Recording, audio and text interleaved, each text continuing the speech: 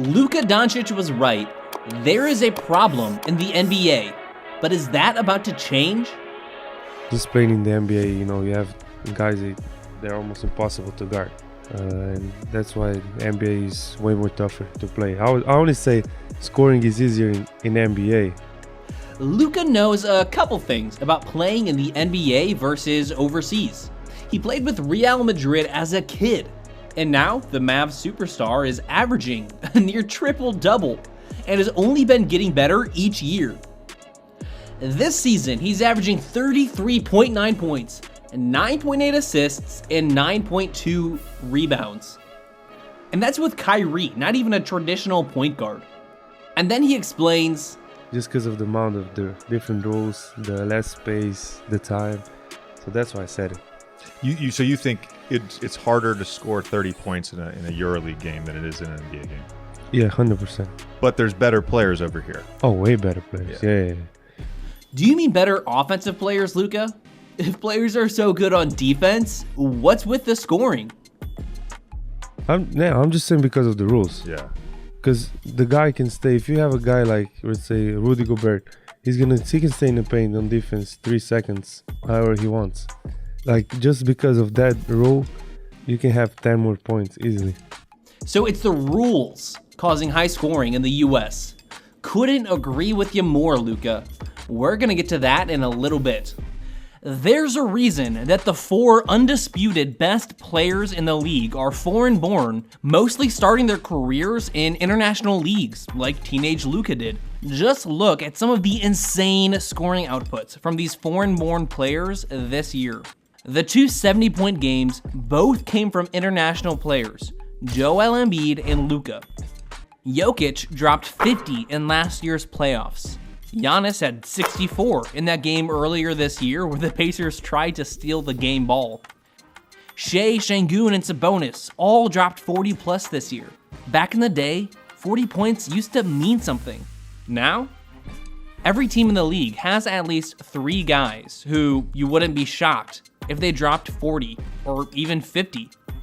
Kevin Durant, Steph Curry, and LeBron are all putting up scoring numbers that are pretty on par with their prime years, despite clearly being on the other side of the hill. Just look at the All-Star game. Obviously the game's a joke, but 200 points? Ridiculous. There are regulation games, not even overtime, ending in the 140s. You want some cold hard numbers? In 2012-2013, Carmelo led the league in scoring with 28.7 points per game. That would be 7th in the league last year. 9 guys averaged 20 plus in 2013. 43 did that last season. Over the last 2 years, 6 different players averaged at least 30 points per game in a season. From 2008 to 2015, that's 8 seasons, only LeBron, Wade, and KD averaged 30 points even one time.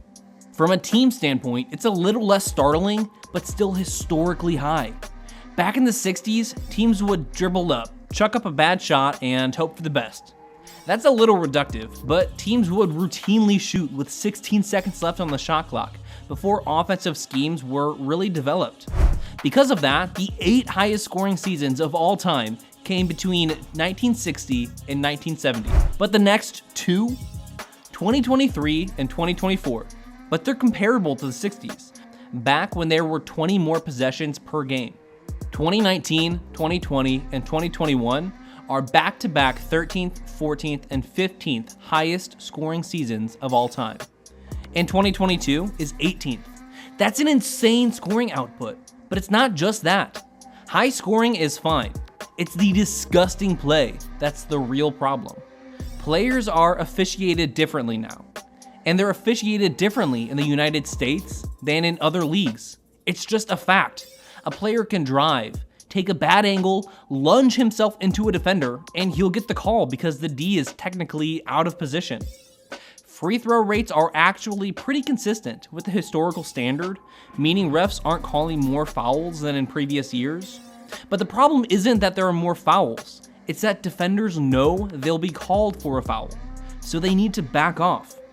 Then the driver has an open lane to the rim. Ryan Russillo has been on this for years, basically a one-man war against officiating. Steph plays solid D here. His hands are straight up and he stays in a natural guarding position. If he's not there, Bev gets an easy look, but he was still called for a foul. Russillo tweeted what everyone was thinking, that this was a bad call. The official NBA ref's Twitter page took the time to respond, making sure Ryan knew that, by the letter of the law, the play was a foul. So change the rule. If that's the rule, it's a bad rule, NBA. The NBA needs to do something about it, or have they already started? It wouldn't be the first time the league has drastically changed rules to fix a clear issue. Monty Williams makes a good point when he said this about the tough defense of the 1990s. If you went to the rack to dunk the ball or lay it up, you got laid out. That wasn't appealing to fans, so the league figured out a way to create more space on the floor. For the past 2 decades, the league has been adjusting the defensive rules to steer it in a particular direction. Frequent fouls were decreasing the game's tempo and reducing its excitement. But then offensive players were becoming crafty in their attempts to draw fouls. Watching James Harden take more than 20 free throws a game by hooking the defender's arm, it's not appealing to anyone. Or players flipping screens at the last second. 30 years ago, that would be an offensive foul. Screeners can now lean into the player to initiate contact without a foul being called. This was considered a travel. But now you have the Euro step, spin moves, and legit travels not getting called. Oh, and can't forget about the handles. A lot of players carry the ball constantly and they get away with it. Superstars like Trey, Steph, Shea, they all get away with it. These weren't official rule changes, just changes in the way it was officiated and considered acceptable to improve the offense, especially for popular players. Remember hand checking back in the 1990s? Can't do that now, which gives the advantage to the offensive player. Kenny the Jet Smith explains it right on the money. Because there's no hand checking. When he comes and I come here and I don't like it, now I can come back, I can set you up, I can throw it between my legs, then I can go into my move. In an era that we kind of grew up in, when you make your move and the hand is there and you try to reset, the hand is still on you, so you're not allowed to look. You can steer him wherever you want it. You don't even look as impressive with your ball handling ability. But again, shooting threes and getting off the dribble are the 2 things that you have. Charles had that easily. Shaq, great ball handler for a big, underrated. So now I don't like it. I get to an area of the floor. All I have to have is a pullback dribble to get to a spot to shoot the ball. In the early 2000s, it was the opposite. Nobody could score. There were playoff games where both teams finished in the 60s. That's like the majority of first halves today. Everybody points to the 80s and 90s as hard-nosed basketball, but at least then we had high-scoring numbers. Some of the highest-scoring teams of all time played in those hard-nosed 80s, most of them in Denver.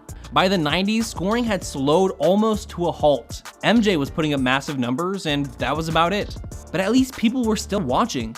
By 2004, the league was in a depressing state. Jermaine O'Neal and Peja Stojakovic were 3rd and 4th in MVP voting that year. Now, we love those guys, but come on. In that season, just 5 superstars were averaging 20 points, 5 rebounds, and 5 assists. Those were Hall of Famers KG, Kobe Bryant, Tracy McGrady, Paul Pierce, and LeBron James. As a rookie, by the way. Now, almost 20 players are pulling those numbers. Şengün, DeJounte Murray, Julius Randle. Like, no offense, but really? Those guys are not T-Mac and Kobe. Scoring was down and viewership with it. The league had to do something. Enter the hand check rules. You ever wonder why Steve Nash suddenly became a 2-time MVP when he crossed the other side of 30? Give him credit where it's due, but it helped out that the league changed the rules in a way that benefited him specifically. In 2006, 3 guys put up 30 points per game.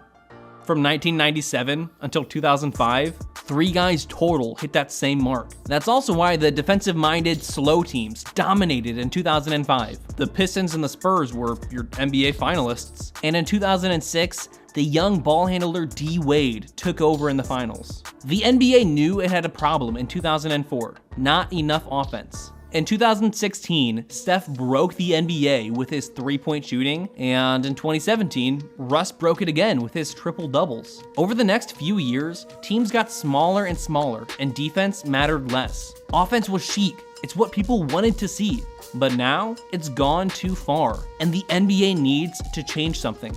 Although, it seems like they already have. It almost feels like Joe Dumars and Adam Silver sent a memo out to the rest of the league after the All-Star break, knowing there's a problem. Remember how disgusted Silver looked when watching that garbage All-Star game? Maybe that was the straw that broke the camel's back. Through January 21st, every game finished at an average of 231.2 points. From February 1st to mid-March, that number dropped to 225.5 points. The Athletic broke this down pretty aggressively, noting that scoring always jumps up after the All-Star game. This year, down pretty significantly. You can see that on drives where players normally get the call. When they look to the ref for a whistle, the ref just shrugs their shoulders. Defensive players are starting to figure it out too, and they're playing way tighter than they were 3 months ago. Most importantly, free throw attempts per 48 are down over 5 points. This is a massively good thing for the NBA, since Luka told the world what it already knew, that NBA offenses were way more coddled than anyone. It's only gotten worse. Now, we're finally seeing some sense of normalcy. Most teams are grateful, but some teams are not. The Clippers were darlings of the midseason, going on a heater after getting Harden. But in their last dozen games, they're falling flat, middling around 500, and basically losing all hope as the West's top seed. Is there any question that these under-the-table rule changes have everything to do with that? Harden was the poster child of the show layup, dive into defender, get a bad call move. Now that half court isn't so open for him, his hands are a little bit tied. Other than Kawhi, the rest of the Clippers would have been better with softer defense. Kawhi's a historically great defender, even if he's a little past his prime, so he gets at least a little benefit with rules that favor that side of the ball. This might not last forever, but one thing is clear. The NBA realized that more points isn't always the answer. Do you think these rule changes will last? Will the NBA go back to favoring offense if it swings too much the wrong way? Do you think Luka regrets telling the NBA world how easy it is to score in this league, or is he so good it doesn't even matter? Let us know in the comments, then watch one of these videos next. Listen to The Wrong Opinion, useless NBA trivia, and garbage rankings for more NBA content.